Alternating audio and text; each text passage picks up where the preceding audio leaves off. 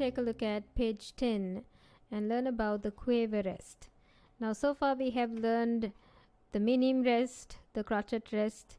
So this time we are going to learn about the Quaver rest.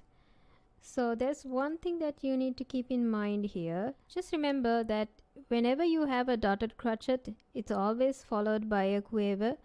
That means we need to complete one beat, and we won't just leave 1.5 beats just hanging there all by itself. So we need to add another half to complete the rest of the bar.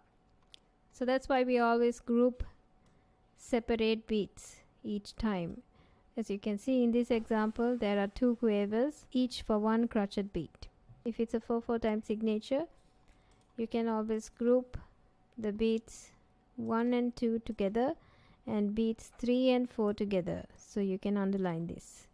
As you can see in this example, this half a quaver and another half, which is a rest, is given to complete the first beat.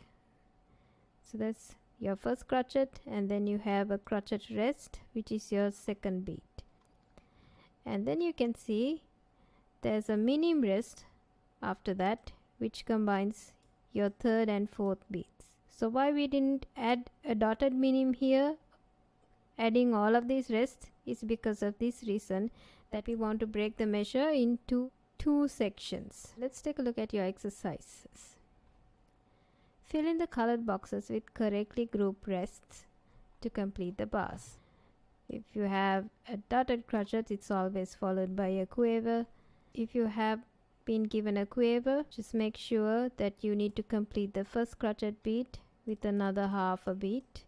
So you can add a quaver rest and then go to your second beat, which is a crotchet rest. And here you have 1.5 beats.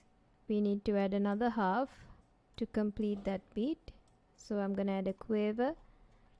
So we have a crotchet and 2 halves makes the second crotchet beat, and we need another 1 more crotchet to complete 3 beats in a bar. Let's do the next one the same way. So here I'm going to write a quaver to complete the first crotchet beat, and then another crotchet to complete my second crotchet beat, and then beat 3 and 4 I can combine them together and write a minim rest.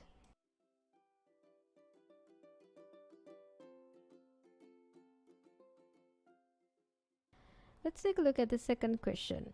Write a 4-bar rhythm using the note and rest values you know. Include at least 3 rests in every rhythm. So here you have to be creative and write 4-bar rhythms for each time signature given. But let's just take a look at a few tips that you can keep in mind before we start this. When you're writing a rhythm, there are a few tips that you need to keep in mind. The first one is complete each beat separately, end with a long note or a rest. Just like how you would end a sentence with a full stop, having a longer note at the end of your music will give an idea to your listeners that it's coming to an end. The third point is do not combine the second and third beats in 4/4 time signature. That means you can combine the first and second beats together and the third and fourth beats together when it comes to 4 beats in a bar. And finally, clap the rhythm that you wrote. I'm gonna start with drawing my bar lines, and then I can write out the rhythms using any kind of notes that I like. We need to have 3 rests on each rhythm. So the first time signature is 2 crotchet beats in a bar, 2/4 time. So you can have a crotchet rest and then maybe 2 quaver notes. And my second bar, I'm going to repeat this. Don't worry about repeating, there's nothing wrong with it. Make sure you repeat it like a pattern. You can repeat bar 1 and 2, or you can repeat bar 1 and 3 like a pattern and then do something different on bar 2 and 4, or else you can repeat bar 3 and 4 and do something completely different on the first 2 bars. So I'm going to repeat this rhythm, and then on my third bar I'm going to add something a little different. I'm gonna add a daughter crotchet and a quaver. Maybe I'll have a crotchet at the end. So make sure to have a longer note. It can be a crotchet or a minim. Just make sure you don't end in quavers, then it would sound unfinished. Okay, so here's my rhythm.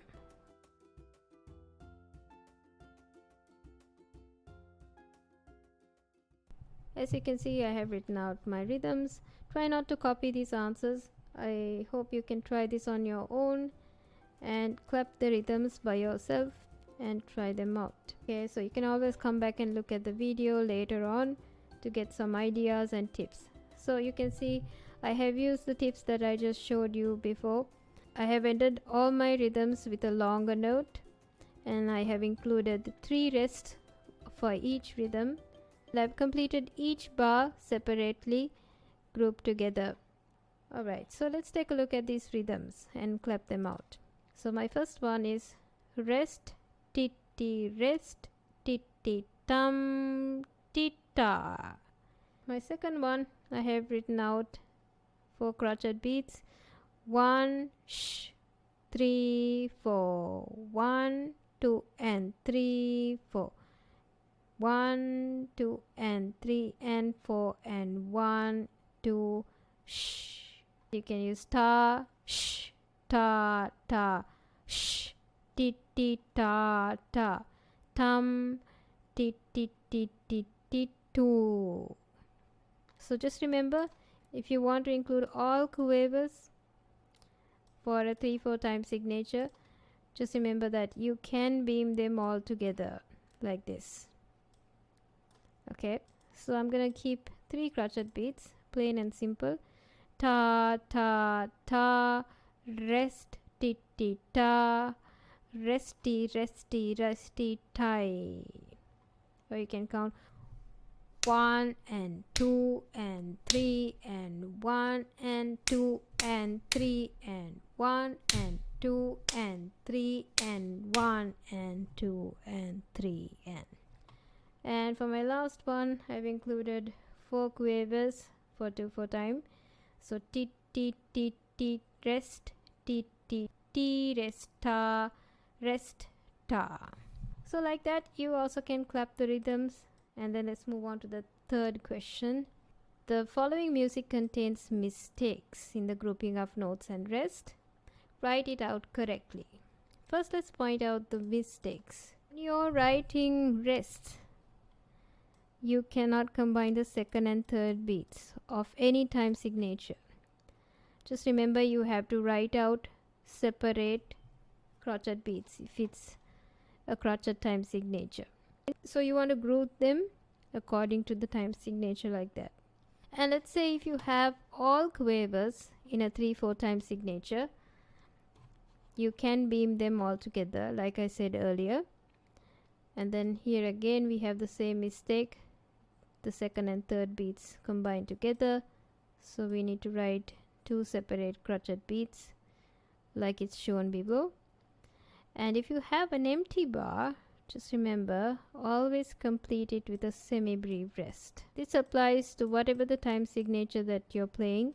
It's a general rule to have a whole bar rest or a semi-brief rest whenever you see an empty bar. Whether it's 3/4 time or 4/4 time, it doesn't have to add up to the math.